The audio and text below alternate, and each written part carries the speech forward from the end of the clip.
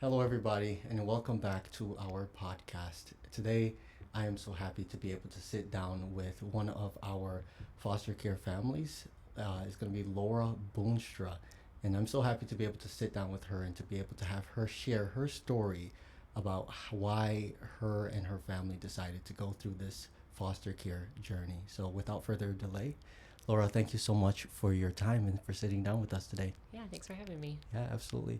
So Laura, I always like to, whenever I sit down with people, I always like to start off with the biggest question I think that most people come to when or think about and like kind of leads people into the foster care decision, which is what is it that led you and your family to decide that, we want to be able to foster a refugee? Man, I wish I had a really big, heart changing answer. But the truth is, we had our two kids. Life was comfortable. We had space in our home, and we just kind of felt like we were maybe ready to do something and to help out somewhere. We had friends from church who were looking into the program, and so someone from Samaritas had come to our church to speak and to talk about how to get licensed either as a foster home or as a rent-a-room independent living home. Okay. And honestly, it was sort of like these normal people that we know and love are doing it. Yeah. It doesn't take extra special people to do it, although Sure. they're very special people. Sure. And so it just felt like we can do that too. Surely we have an empty room and we could do that. Yeah. And so it kind of feels a little anticlimactic, but it just sort of felt like, we could do this. And Sure. Yeah. No, that makes a lot of sense. I think sometimes there's almost like a anxiety almost of what is it going to be like to welcome someone new into your home, right? You may have, some people may have been in situations where like they're empty nesters now or whatever it might be, and it's like, the idea of like welcoming someone new into the home sometimes can be intimidating, right? Because you don't know what that might look like. But for you, it seems like it was something where, what do you feel? Did you feel that anxiety, I think, initially, or was it more like, yeah, we're gonna do this, it's gonna be awesome and it's gonna be great, let's do it? I'd be lying. I'd be lying if I said there was no anxiety. Okay. Because I think I'm an introvert. Sure. And so just the idea of inviting someone else into our home and into kind of our quiet space, although Sure. as quiet as it is with kids already in the home. Our sons were 7 and 9 when we started. Okay. And we had looked into foster care and it never really felt like the right time, but somehow hosting a teen felt like something that we could do, and it just sort of, I don't know. I don't know what else to say other than it just felt right, and it Sure. felt like Yeah. something that we could try and we'd be willing to try. Yeah. So you said that your children were 7 and 9 when you first welcomed your first youth into your home. How was that integration like? The interaction between your children, your biological children, and the youth that you welcomed, the refugee youth that you welcomed into your home. What was that like?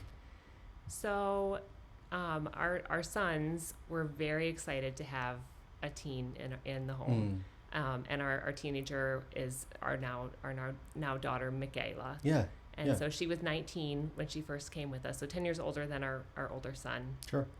They were so excited at the idea of having a big sister, like not even a big sister, but this teenager in the home. Yeah. So she was how old? She was 19. 19 years She old. was 19. And they were 7 and 9. And they were 7 and 9. Wow.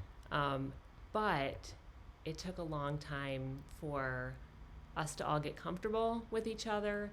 I think it took a long time for her to trust us and to feel like she was really wanted and welcomed and not intruding on family time or not. Yeah, just to feel like we really wanted her and that she really belonged.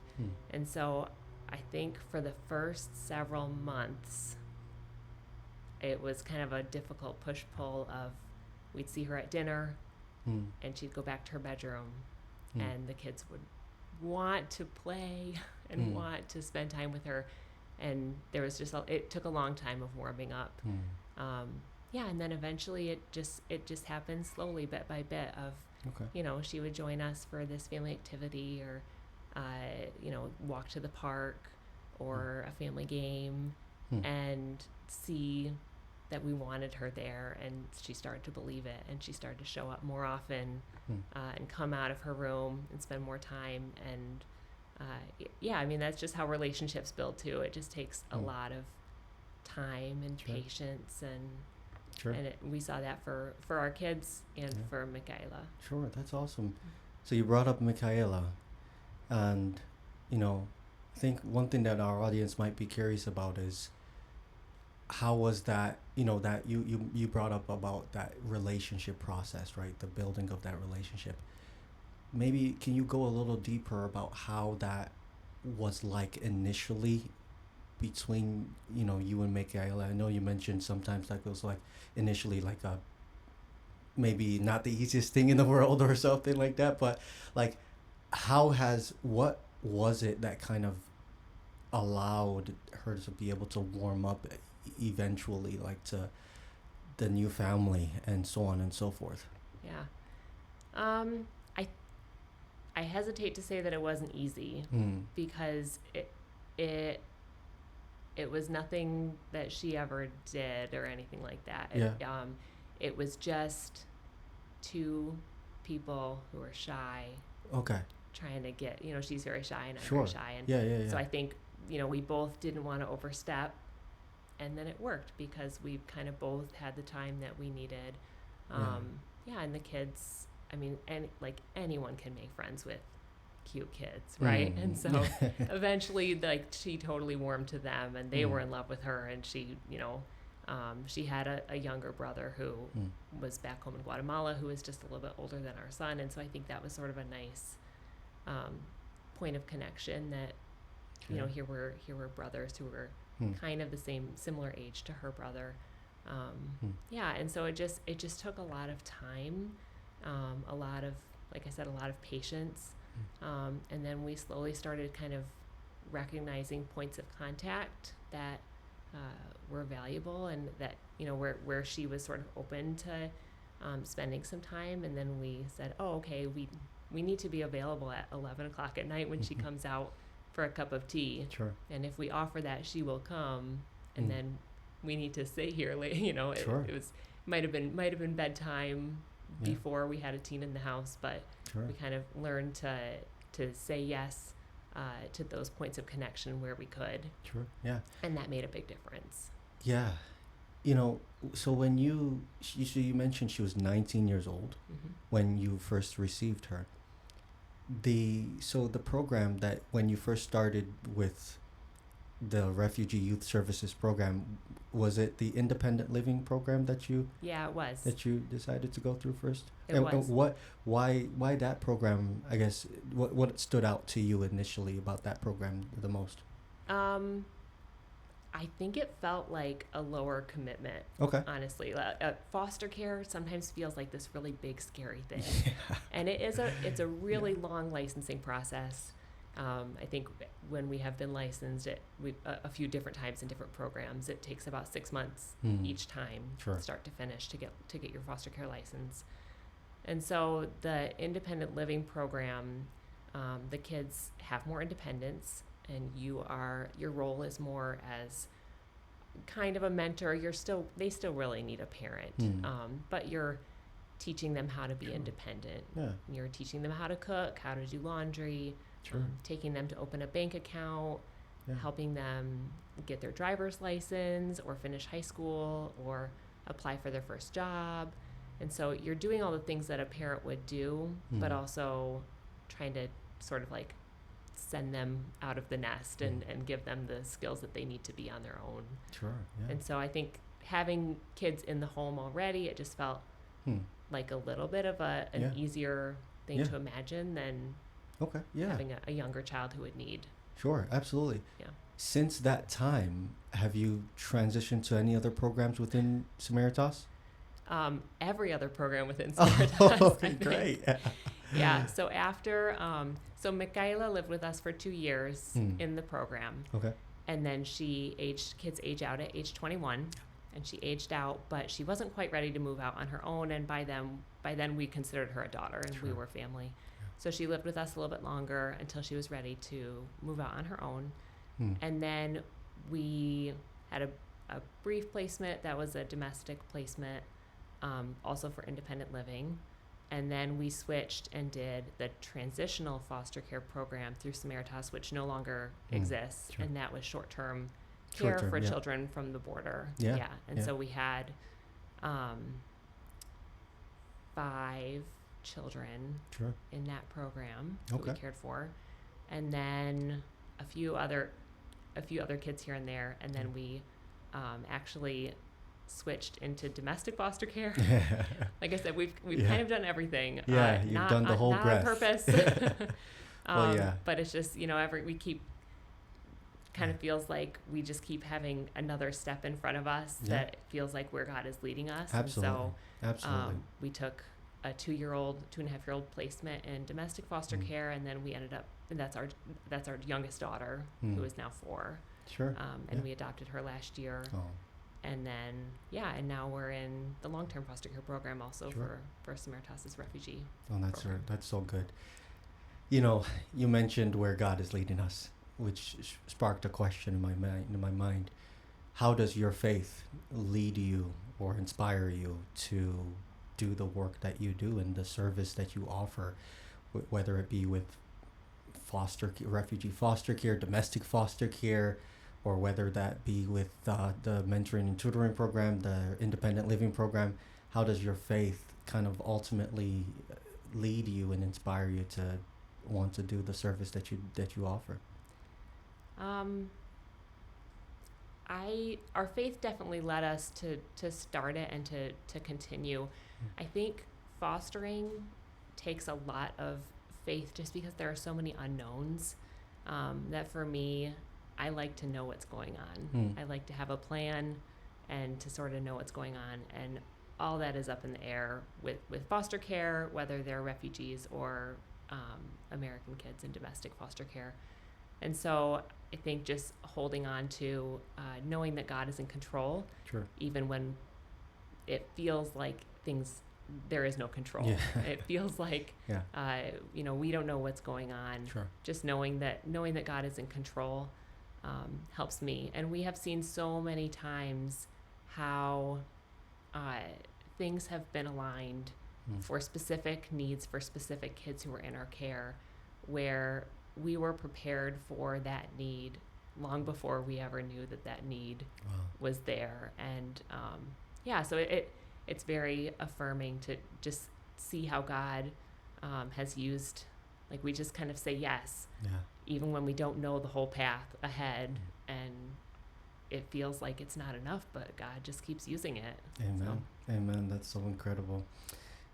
I want to ask you, what to you would you say is the most rewarding part from the perspective of you as the foster parent or as the owner of a home that's welcoming an independent or an adult, teen child, or teen independent refugee?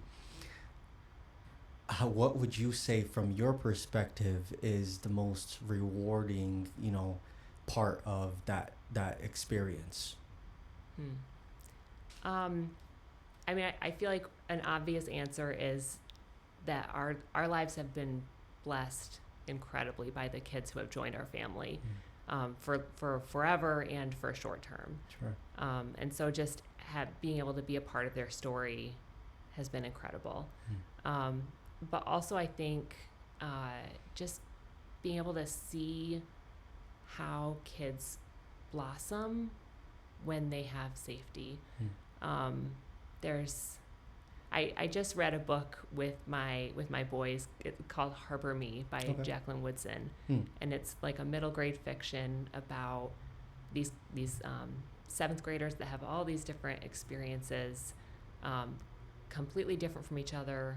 I mean, like racial experiences. One has a parent who's deported. One has ADHD. One is dealing with, just a parent in prison, a parent who's died. But they kind of come together and they're able to just provide safety for each other. And the idea of, like, who will you harbor, and whose story do you make space for, keeps coming up again in that book. And I was thinking about that because I just thought, I think that we have just given a safe harbor for a lot of these kids. And then what's been incredible is that in that, like, once they have that safe space, they blossom, and that, like, they just become who they are meant to be and who they can be. And there's so many hard things that have happened to a lot of these kids, and that they just don't, that doesn't define them.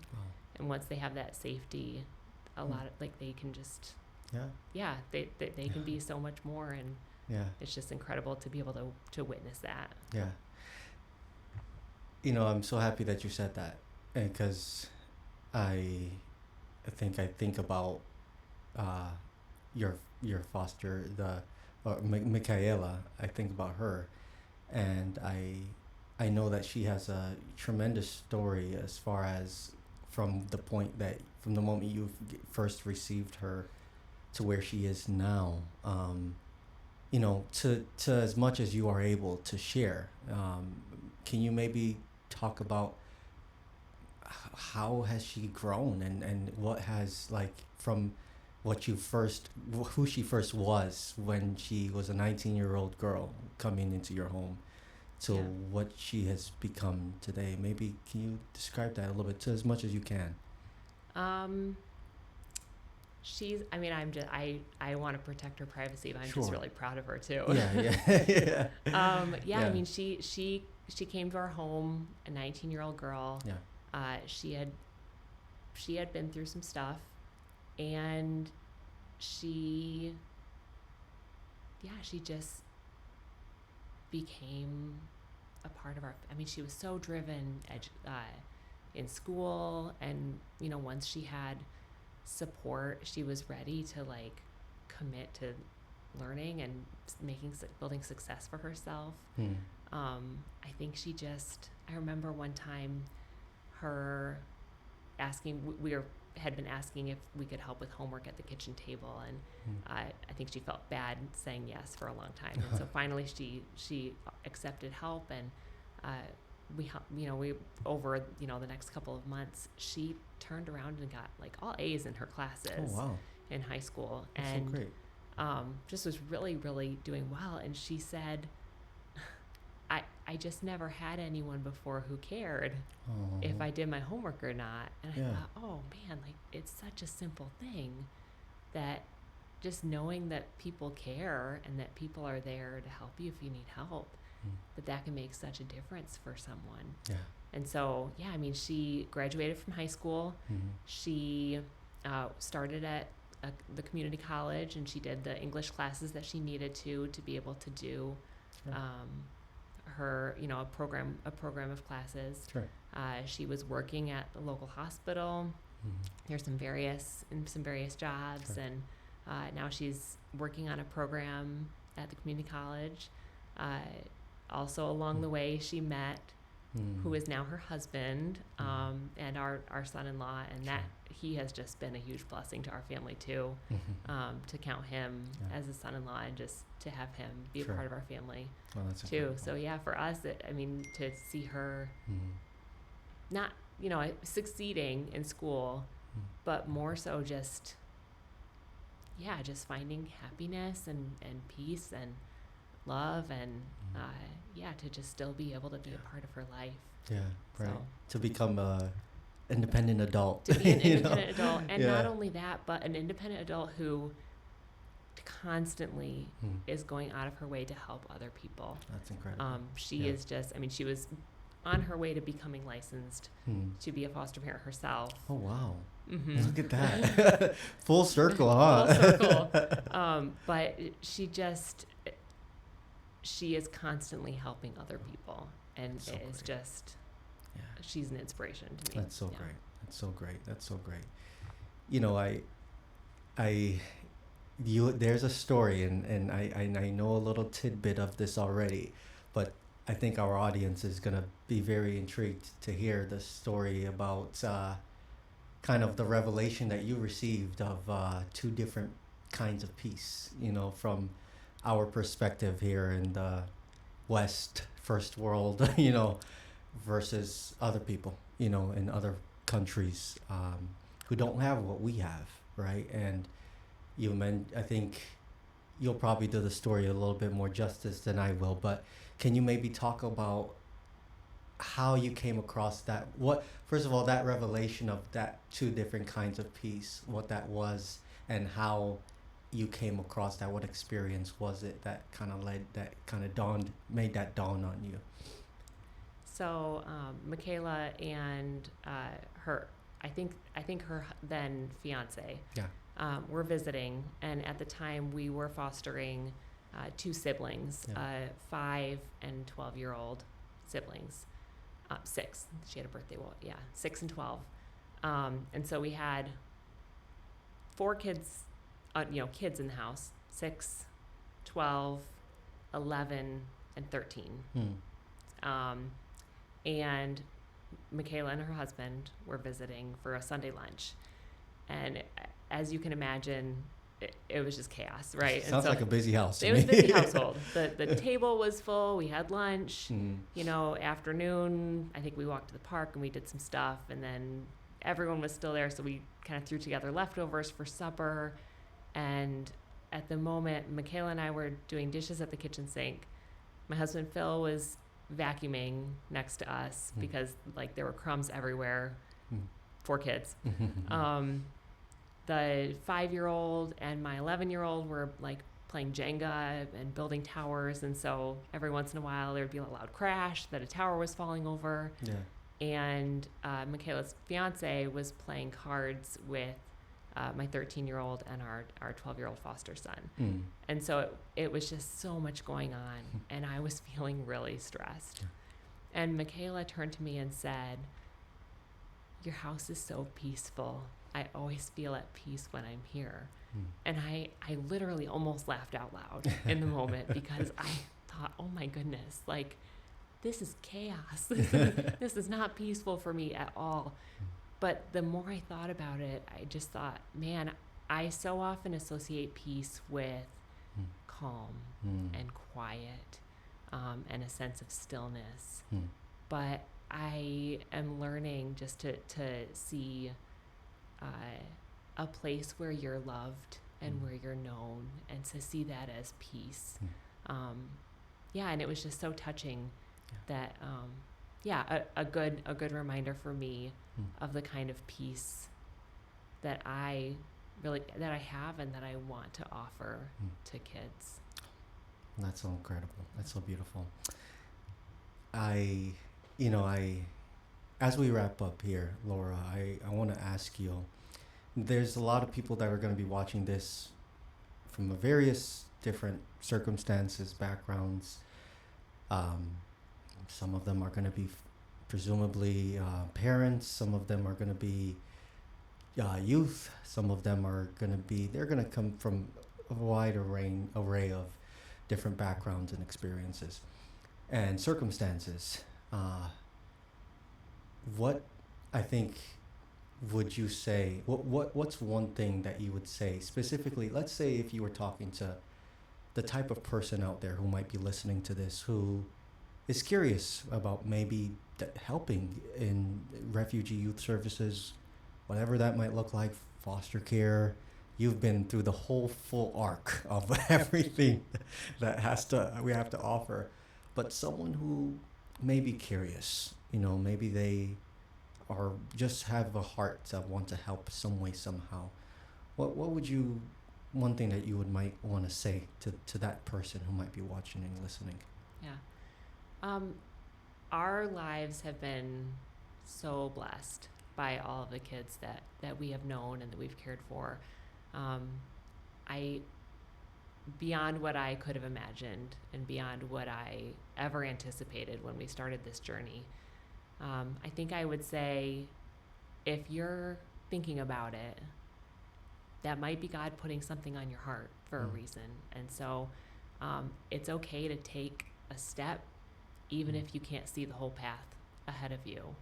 And you might take a step and realize that mentoring is the right path for you, or or you have something that you can, spend time with a youth or tutor, or maybe independent living and maybe helping a teen, or maybe long-term foster care and inviting a younger teen into your home for a long-term, who really needs someone to be their family here and now.